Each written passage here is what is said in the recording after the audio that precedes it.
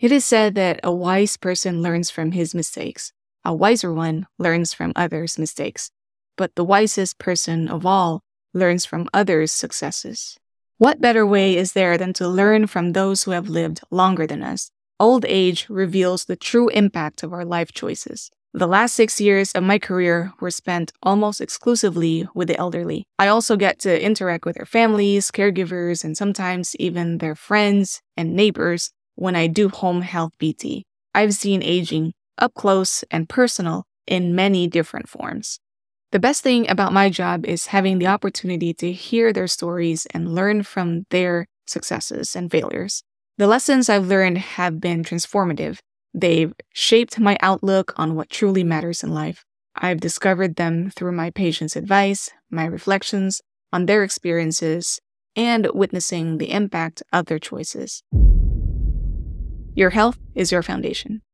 You can have 99 problems in your life until you have a health problem.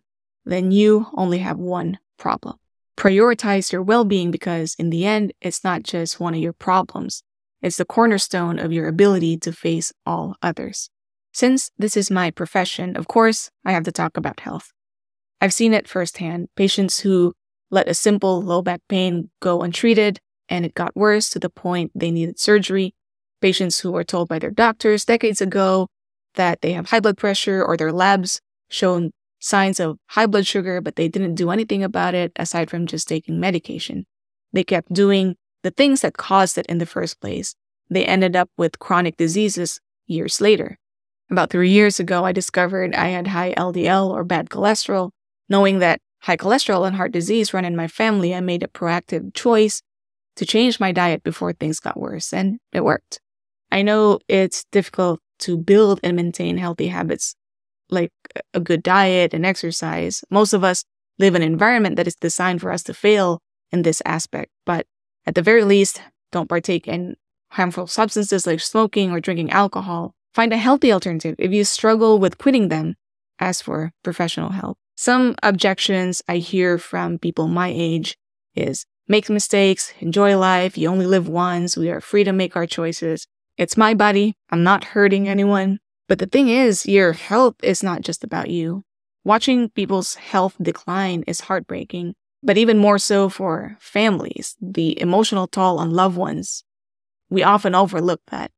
Prioritizing health is not only just a personal choice, but also a gift to others. To me, the scariest thing that could happen about getting old would be losing my mind and losing myself. I have visited patients in memory care centers. I've met patients with dementia. It's sad. Some of these conditions may be genetic, but some research says that it can be avoidable for some people, or at least the severity of the dementia could have been lessened if they do have dementia. If people live a healthy lifestyle, the effects of these conditions are lessened. This is something I learned from Dr. Michael Greger in his latest book, How Not to Age, specifically in the chapter, How to Preserve Our Minds. This is more than just preventing cognitive decline. It's also about nurturing your mental well-being throughout your life. Engage in activities that challenge your mind. Learn new skills. Pursue hobbies that bring you joy and fulfillment. Don't neglect your emotional health either. Seek help if you're struggling with anxiety, depression, or any other mental health issues. There is no shame in therapy or medication. It's a sign of strength to take care of your mind. I've seen the toll that untreated mental health problems can take on older adults. The isolation, the despair, the loss of purpose. It's heartbreaking, but it doesn't have to be that way. Let's invest in our mental health now. Build resilience, cultivate meaningful relationships. Find ways to cope with stress and adversity. These are the things that will carry you through with the ups and downs of life. Some old people will give you bad advice. I've learned to filter. Just because they're old doesn't mean they're right, and I should agree with whatever they say. Some of you might not have a problem with this, but I did. I was a people pleaser. In my culture, older people are put on a pedestal. You can't talk back. They're always right, but they're not. I've learned that if what they say does not align with my values, depending on the person or context, I can ignore it, brush it off, or disagree in a respectful way. This is not about being disrespectful or dismissive of their life experiences. but recognizing that times change and what worked for them might not work for you. It's about having the wisdom to discern between valuable insights and outdated notions. Some older folks might tell you to stick to a job you hate for 40 years because that's what they did. They might discourage you from pursuing your passions because they think it's impractical. But here's the thing. It's your life. You get to decide what matters to you, what fulfills you, what aligns with your values and goals. You don't have to blindly follow anyone's advice, no matter how well-intentioned it may be. Trust your intuition. Listen to your inner voice. Seek out mentors and role models who embody the kind of life you want to live. Learn from their wisdom, but don't be afraid to chart your own path. The purpose of retirement should not be inactivity. Many view retirement as the time to do nothing. Imagine living the last 20 years of your life sitting in a recliner. Some people have to for many valid reasons, but I'm talking about those who can go out and can still do something but choose not to. Age with a purpose. Age gracefully. Find something that gives your life meaning and fulfillment, even if it's not a traditional job. Volunteer, take up a new hobby, travel, learn a new skill, keep growing, keep exploring, keep contributing to the world around you. Retirement shouldn't be about doing nothing. It should be about having the freedom to do what matters most to you.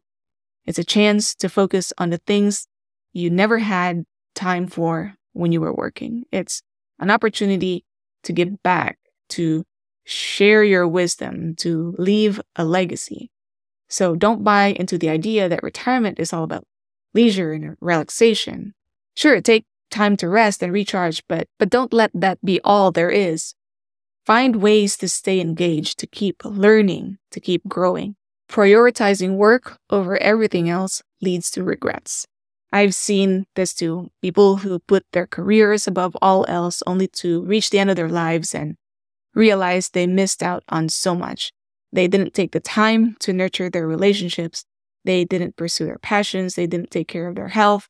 They were so focused on climbing the ladder, on achieving success, that they forgot to live. And don't get me wrong, work is important. It provides a sense of purpose and a means to support yourself and your loved ones, but it shouldn't be the only thing that defines you. I've had patients who worked themselves to the bone only to end up with chronic illnesses that robbed them of their golden years. I've seen families torn apart because one partner was always at the office and always putting work first. The saddest part, many of them didn't realize until the end that happiness is a choice, that they could have made different decisions and set different priorities. So don't wait until it's too late. Start making decisions now that align with your values, that honor your whole self, not just your professional self. Set boundaries. Take time off. Invest in your relationships. Pursue hobbies that bring you joy. Take care of your physical and mental health. Don't let the pursuit of success come at the cost of a life well lived. Loneliness kills. It's as powerful as smoking or alcoholism. That's a quote from Robert Waldinger, the director of a Harvard study that followed the lives of men for over 80 years. And you know what they found? Close relationships, more than money or fame, are the things that keep people happy throughout their lives. I've seen it in my own work with older adults. The ones who have stronger social connections, who feel loved and supported, they tend to have a more positive outlook on life. They are more resilient in the face of challenges.